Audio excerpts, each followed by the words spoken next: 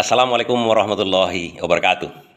Anies memang mengungkapkan dua syarat jika Prabowo meminta dia bergabung ke kabinetnya atau membantu Prabowo. Dan ini bisa dideteksi. Anies Baswedan jadi trending topik saat ini. Unggah foto wisudanya. Kalau wisuda ada kaitannya dengan ijazah. Dan ijazah Anies Baswedan asli, bukan palsu. Ini menyiratkan tertentu. Kalau di bidang politik ini nampak kan ada yang sekarang lagi heboh masalah ijazah palsu, skripsi palsu. Nah, ini berkaitan juga dengan itu. Dan seperti biasa kawan-kawan, analisa kita ini kadang-kadang tepat, tapi kadang-kadang tepat sekali. Dan dalam dunia politik, selalu memakai simbol-simbol, selalu memakai kode-kode. Terkadang ada pertemuan yang diam-diam seperti Prabowo kemarin dengan Megawati. Diam-diam, malu-malu kucing, tak diekspos publik, tapi akhirnya muncul juga di publik. Apa artinya? Prabowo ingin meminta semuanya bergabung untuk menyelesaikan masalah-masalah sekarang di nasional ini berkaitan dengan ekonomi. Yang sudah membuat Prabowo pusing karena para pembantunya, kabinetnya, linglung dibuatnya.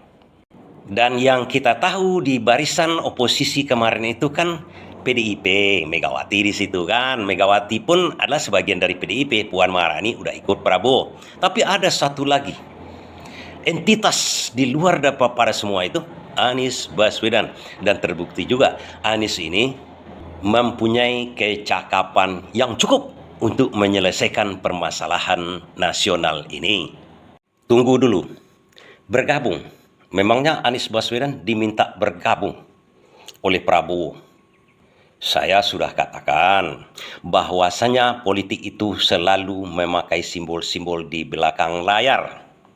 Dan kata-kata Prabowo bisa menjadi acuan kita. Mari bergabung. Dulu-dulunya mengatakan, mari bergabung membangun Indonesia ini. Namun ada Megawati yang tak mau. Kemarin Megawati sudah dikunjungi oleh Prabowo walaupun malu-malu kucing. Kemudian terkait dengan Anies Baswedan, sudah kita bahas kemarin kan? Ade Armando, panik luar biasa. Karena pintar politik Refli Harun, Ray Rangkuti seperti menyiratkan, ganti itu Hasan Nasbi dengan Anies Baswedan. Kenapa Ade Armando sangat panik, linglung, kelojotan, begitu ada narasi seperti itu? Seperti yang kita ketahui, Ade Armando adalah PSI. Dan dibocor halus, juga diungkapkan Hasan Nasbi ini adalah besutan dari Jokowi. Kantor Komunikasi Kepresidenan itu, K3 itu yang diketuai oleh Hasan Nasbi, berkomunikasi ke publik yang blunder gara-gara kepala babi itu, dibentuk sebelum Jokowi lengser dan orang-orangnya sudah ditetapkan Jokowi sebelumnya. Artinya Hasan Nasbi bukan orang yang dekat dengan Prabowo. Tidak setiap hari dia dengan Prabowo. Mungkin sekali sebulan dan sekali-sekali berapa begitu kan. Sehingga komunikasinya sendiri dengan Prabowo hampir tak ada. Jelas di sini PSI adalah Jokowi, Ade Armando adalah Jokowi. Kemblingasan dia. Begitu ada narasi. Anies Baswedan diminta mengganti Hasan Nasbi sebagai komunikator ke publik. Dan kebandingan daripada Ade Armando ini seperti yang kita ketahui, Prabowo mengingatkan kepada jurnalis, diingatkan oleh jurnalis atau mengingat persahabatan antara anaknya Didit dengan anaknya Anies Baswedan. Bahkan Didit katanya tak mau menerima ongkos pembuatan gaun pengantinnya anak Anies Baswedan.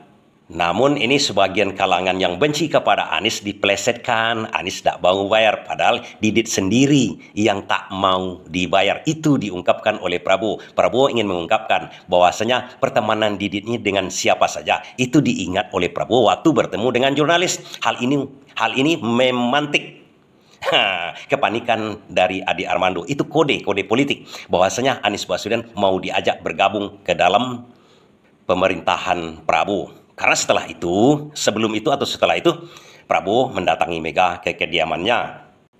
Dan mungkin saya analisa begini, Prabowo memang sudah membicarakannya, mau membawa bergabung. Ya jelas, karena dari pidato Prabowo kemarin ingin membawa bergabung semua untuk menyelesaikan masalah publik ini.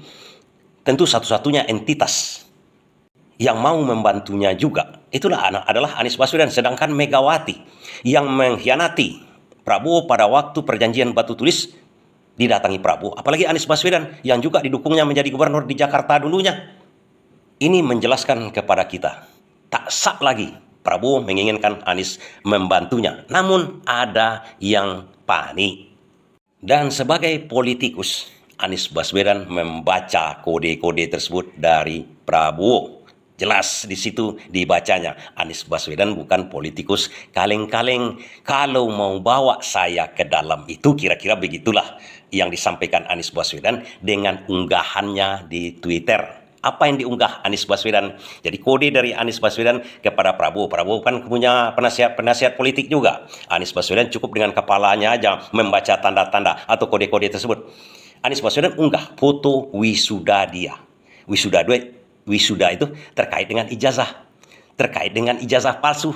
Di mana ijazah palsu itu berkeliaran di sekitar Prabowo sekarang. Bahkan pengambil keputusan yang kata Anies Baswedan, menurut Anies Baswedan kurang bijaksana lah sekarang ini menghadapi ancaman krisis sekarang ini. Artinya kita terjemahkan aja kode dari Anies Baswedan ini, jangan pakai orang-orang yang palsu di sekitar Prabowo. Jangan memalsukan kebijaksanaan seolah-olah untuk rakyat padahal untuk untuk yang lain-lain. Begitu kira-kira. Atau saya sederhanakan kepada kawan-kawan. Begitu Anies Baswedan mengunggah wisuda yang palsu, wisuda palsu-palsu yang menyentil masalah kepalsuan tersebut. Karena dia juga seorang ekonom, ingat dulu Sri Mulyani waktu memberikan ceramah tentang masalah pajak tak masuk, segala macam tak masuk mengenai APBN kita kemarin itu, dia menyalahkan masalah Amerika, perang dagang antara Amerika dengan Cina. Itu narasi pemalsuan kalau menurut Anies Baswedan. Kenapa? Tidak ada masalahnya dengan perang dagang antar Cina dengan Amerika itu dengan keadaan ekonomi kita yang hancur balau sekarang ini. Namun Sri Mulyani yang juga pernah dulu dipermasalahkan Anies Baswedan dengan transfer ke daerah-daerah ke guru-guru langsung pada waktu Anies Baswedan menjabat menjadi Mendikbud yang tak diketahui oleh Anies Baswedan bongkar hal itu, dan analisa politik mengatakan bahwa karena Anies membongkar masalah korupsi 23 triliun di Kementerian Keuangan yang langsung mengirim ke guru-guru tersebut, Anies Baswedan didongkel dari Kemendikbud. Artinya lagi, Anies Baswedan mau gabung ke Prabowo, tapi jangan pakai yang palsu-palsu. Jangan memalsukan narasi yang menyesatkan, jangan ambil tindakan-tindakan yang menyesatkan juga. Namun ucapan Anies Baswedan ini terbukti lagi sekarang. Perang dagang antara Amerika dengan Cina, di mana kita sebenarnya tidak perlu ikut-ikut campur, di mana menurut Anies Baswedan, kalau mau memperbaiki ekonomi kita ini, kita satu-satunya harus jujur. Kita berhadapan dengan kenyataan bahwa investor asing itu paham kondisi kita. Jadi kita nggak bisa bohong soal ini. Apa sih? Misalnya inkonsistensi kebijakan, birokrasi yang jelimet. Itu nggak bisa kita presentasi dan bilang, oh our bureaucracy is working well. No. Mereka punya informasi yang lengkap. Kemudian kekakuan dan irregularitas antara pusat, provinsi, daerah. Kemudian praktek korupsi, faktanya masih terjadi kok.